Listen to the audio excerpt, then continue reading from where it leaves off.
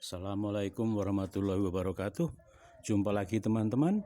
Belusuan kali ini saya bergabung dengan rombongan Tur Susur Makam Kerajaan Mataram Islam, dan makam yang pertama adalah makam Ratu Malang di Gunung Kelir.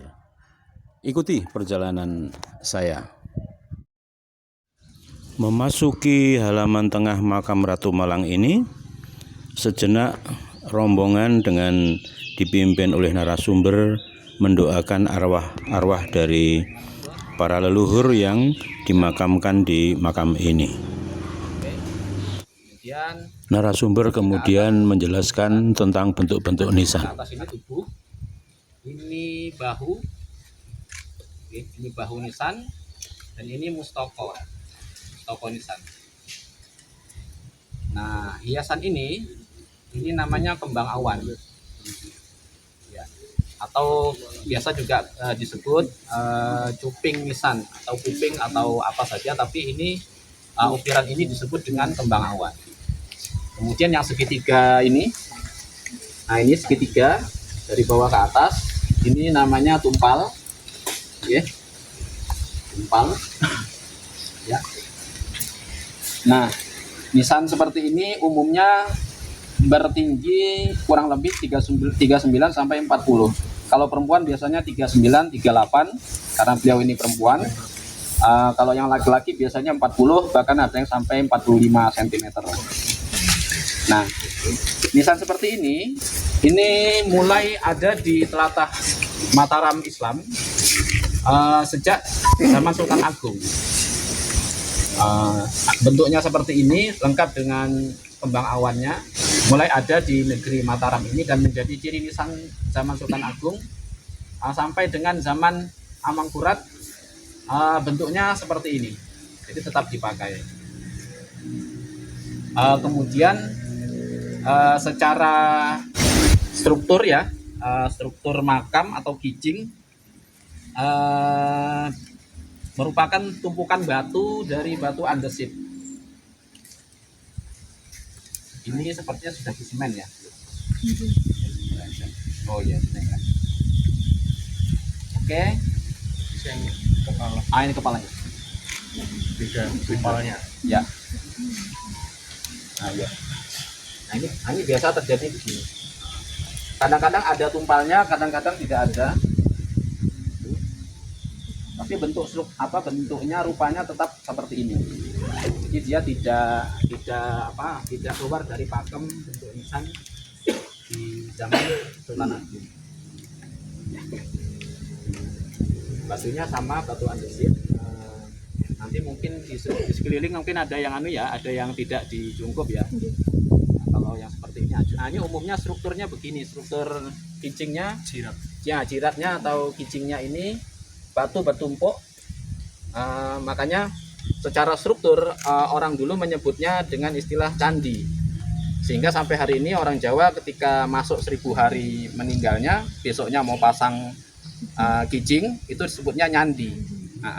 Itu setelah 1000 hari, karena memang secara struktur dia merupakan kontinuasi atau kelanjutan dari arsitektur candi.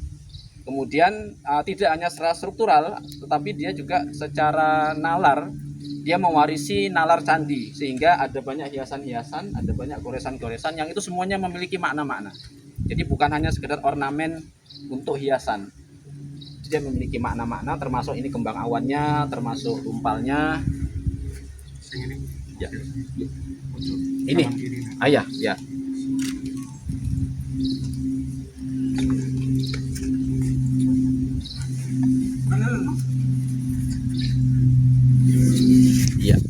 Nah, jadi bentuknya sama. Sama, ya, bentuknya, ya. Ini tuh. Nah, ini lebih besar, itu lebih kecil. Nah, ujung ini kalau di istilah candi namanya antefix, ya, Pak Cok, ya. Yang seperti ini. Nah, kalau di makam ini namanya simbar menjangan. Ya.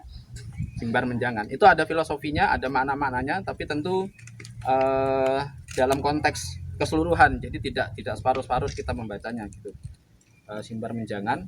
Biasanya nanti kalau di makam-makam yang umum yang lebih muda, dia ada bentuk seperti mahkota begini. Kurawal, ya di sini ada. Nah itu Simbar Menjangan. Ada juga yang menyebut paku tanduk kijang. Jadi, intinya ya hal seperti ini dipahat tidak hanya sekedar ornamentasi, tetapi ada nalarnya. Sebagaimana di candi setiap hiasan ada nalarnya, di makam juga setiap hiasan ada nalarnya.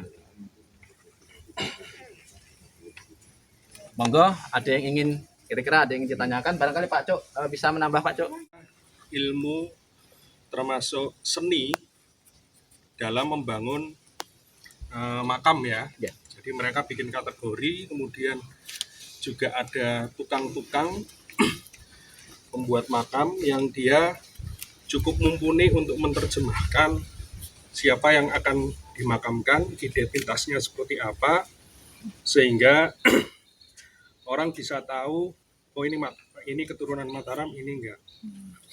Tapi pada beberapa tempat yang lain, mungkin kita bisa menemukan makam-makam yang dia punya cerita berkaitan dengan Mataram, tapi mungkin di daerah di sana tidak ditemukan tukangnya. Jadi kalau kita jalan-jalan ke Menoreh misalnya, itu banyak cerita-cerita tentang para orang-orang dari keraton Jogja misalnya ada di sana, tapi nisannya tidak seperti ini. Nah itu bisa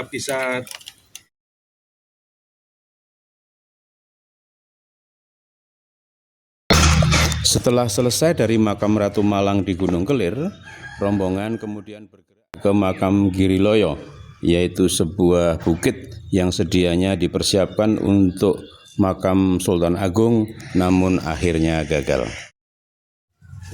Sekilas tentang sejarah makam Giriloyo ini disampaikan oleh Abdi Dalem Keraton Kasunanan Surakarta yang juga didampingi oleh Abdi Dalem Kasultanan Yogyakarta. Adalah untuk pemakaman Raja Mataram, yaitu Kanjeng Sultan Agung Prabu Hanyokrokusumo yang sekarang ada di Pacitan Imogiri. Awal mula beliau kepingin dimakamkan di tanah yang baunya wangi sekali yang ada di Makkah Mukarramah. Nah, karena beliau itu kepingin sekali mau dimakamkan di tanah yang baunya wangi sekali yang ada di Makkah Mukarramah, beliau minta pertimbangan minta izin untuk dimakamkan di sana. Akan tetapi karena beliau seorang raja dan beliau kan punya banyak sekali rakyat dan abdi dalam yang mana beliau seandainya dimakamkan di Makkah Mukarramah, beliau akan rakyatnya akan mengalami kesulitan karena begitu jauh dan karena terhalang oleh lautan dan begitu jauhnya antara Mataram dengan Makkah. Karena kita tahu bahwa Kanjeng Sultan Agung itu kalau Jumatan itu ada di Makkah. Setiap Jumat beliau ada di Makkah. Kalau Jumatan itu lah. Karena kepinginnya beliau dimakamkan di tanah yang wangi sekali, maka beliau minta izin dari Sultan yang ada di Makkah itu untuk dimakam di sana. Karena nggak diberikan restu oleh Kanjeng Sultan yang ada di Makkah, beliau malah dikasih tanah yang baunya wangi sekali itu dilempar dari Makkah ke Mataram. Nah, karena beliau itu ya orang yang sakti, dia harus mencari di manakah Siti Wangi itu berada. Siti Wangi itu berada karena ya begitu jauh antara Makkah dan Ngayogyakarta. Pada saat itu beliau sampai melacak di manakah jatuhnya Siti Wangi itu, karena beliau itu juga sempat melacak di mana itu sampai ke Bengkung sana ya Pak. Beliau bermunajat ataupun istilahnya bertapa di daerah Bengkung Gelingo sana, sampai beberapa kali kok belum ketemu Siti Wangi yang dilempar dari Makkah itu. Sampai beberapa hari beliau ada di Bengkung sana bermunajat bertapa untuk mencari di manakah makam itu. Akhirnya itu ada di situ ada bukit Matbul. Ya, sampai di sana kok ada cahaya yang memancar dari bawah itu lah. ternyata sampai di apa Kanjeng Sultan itu turun dari bukit itu kok nggak ada, sampai 3 kali, oh ternyata sampai 3 kali itu di sini letaknya tanah ya Wangi itu. Akhirnya di situ ada bukit yang namanya Bukit Makbul. Nah, Bukit Makbul atau Gunung Makbul. Makbul artinya sudah ketemu apa yang menjadi dicari oleh Kanjeng Sultan Agung. Karena beliau itu mempunyai seorang paman yang Panembahan Suminah itu adalah paman beliau, putra dari Kanjeng Panembahan Senopati yang makbarahnya ada di Kota Gede. Beliau mengutus ke Kanjeng Paman untuk membangun makbarah di Bukit Buniloyo ini. Akan tetapi karena beliau Kanjeng Panembahan Suminah kepingin sekali juga dimakamkan di bukit ini, makanya Kanjeng Sultan Agung agak kecewa karena sang paman juga kepingin dimakamkan di makbarah ini yang dibuat oleh Kanjeng Paman Panembahan Suminah. Dan akhirnya dengan kesaktian beliau malah Kanjeng Panembahan Suminah mendahului wafat dan dimakamkan di sini. Karena agak kecewa Kanjeng Sultan akhirnya pindah dari Bukit Buniloyo ini ke bukit yang ada di sana, itu Bukit Merah, Bukit Merah yang ada di Kecamatan Sinopati. Karena dua pertimbangan, yaitu karena beliau sudah didahului oleh Kanjeng Panembahan Suminah, dan untuk anak ataupun Buria itu kalau dimakamkan di sini tidak cukup, karena beliau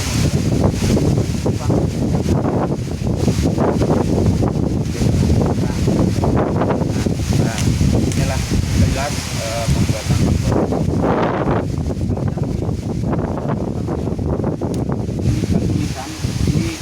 ini Kanjeng Ratu Majesti. Beliau adalah Kanjeng Ibu dari Sultan Agung Labuhan. Yang lainnya Kanjeng Panembahan Suminah, Paman Kanjeng Pangeran Haryono itu putra dari Pangeran Sidro Prapya. Terus yang lain itu wallahu alam, ada yang enggak terdeteksi. Terus yang itu ada makam yang besar sekali itu yang di sana. Itu makam yang paling besar, itu batunya utuh. Batunya itu dipercaya bahwa beliaulah Kanjeng Sultan Agung yang mana rohnya kadang ada di makbarah ini. Jasadnya memang ada di sana, tapi terkadang rohnya ada di makbarah ini. Nah, itu ada namanya Sekaran Sepen. Sekaran Sepen itu istilahnya sangkang parane nggak ada yang tahu. Kalau kita nalar, memang begitu besar dan utuh batunya, yang nanti bisa dilihat begitu besar, sampai berapa orang kalau dulu itu menggotong naik dari bawah ke atas. Nah, di situ pun ada yang namanya dulu cungkup. Bapak-bapak tahu yang namanya cungkup makbarah. Nah, di situ ada ompak-ompaknya itu masih ada utuh, ada 8 ompak. Itu hilang dengan sendirinya cungkup itu. Ada yang mengatakan bahwa cungkup itu ada di kisaran Masjid Demak. Nah, dengan hilangnya cungkup yang ada di Bukit Buniloyo ini, maka datanglah sekaran yang ataupun batu nisan yang dipercaya bahwa beliaulah Kanjeng Sultan yang sumare di makbarah itu. Nah, terus yang lain banyak sekali, itu Kanjeng Ratu Pembayun itu dipercaya bahwa beliau putra istri dari Amangkurat I. Terus yang lain ada banyak sekali nisan-nisan yang kemungkinan nggak ada yang tahu. Terus ada yang di luar itu ada tuh, ya ini mungkin prajurit ada semua. Terus yang di luar itu ada Tumenggung Wirabuna, itu sebagai senopati perang dari Kanjeng Sultan Agung. Ada Tumenggung Wiroprobo, itu dados arsitek daripada makbarah ini, beliau adalah Bupati Jepara. Terus ada lagi yang ada di sayap kanan itu makam Kanjeng Sultan Tirpon Syekh Abdul Karim Panembahan Buniloyo.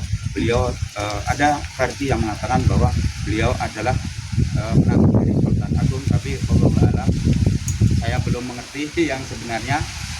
Terus karena beliau itu ya seorang wali Allah, sama antara Kanjeng Sultan sama Kanjeng Sultan Cirebon, sama-sama waliullah. Beliau adalah dari asal muala dari Keraton Kasepuhan dan Keraton Kanoman. Beliaulah Kanjeng Sultan Cirebon yang kelima yang ada di Wiloyo. Kalau istri beliau ada di Cirebon. Mungkin sekilas itu Bapak yang saya sampaikan. Namanya kembang awan. Ini dalam struktur nisan, kita ulangi lagi ya. Ini mustokonya, ini bahu, ini ke sini badan, ini pinggang yang ada unda-undaan kecil ini. Ini badan, pinggang. Yang bawah ini kaki. Nanti di dalamnya itu ada patok, ada pasaknya, penguncinya. Nah, Amit nih, itu dia. Oh, tapi kosong ya, cuma udah patah ini. Patah, ya. Nah, Supaya kuat. ya. Jadi evolusinya awalnya begini dulu, terus jadilah begini. Nah, kemudian setelah dalam perjalanannya dia lebih mengecil kayak yang di Antokoboro tadi. Jadi dari situs ini kita melihat evolusi nisan Mataramannya terlihat di sini.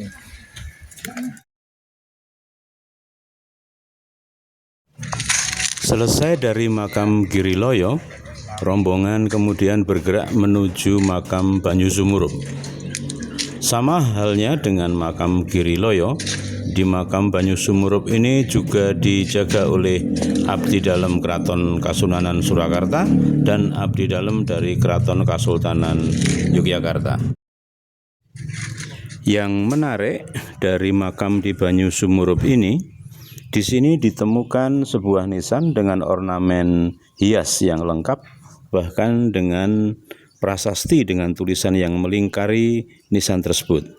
Struktur kijing dengan tumpukan batu andesit juga ditemukan di sini. Akhirnya sekitar jam 15.30 acara susur makam Kerajaan Mataram Islam ini selesai di sini. Demikianlah teman-teman acara tur susur makam Kerajaan Islam pada hari ini saya tutup di sini. Terima kasih yang sebesar-besarnya saya sampaikan kepada FKY yang sudah menyelenggarakan acara ini. Mohon maaf bila ada kekhilafan. Wabillahi taufiq wal hidayah. Wassalamualaikum warahmatullahi wabarakatuh.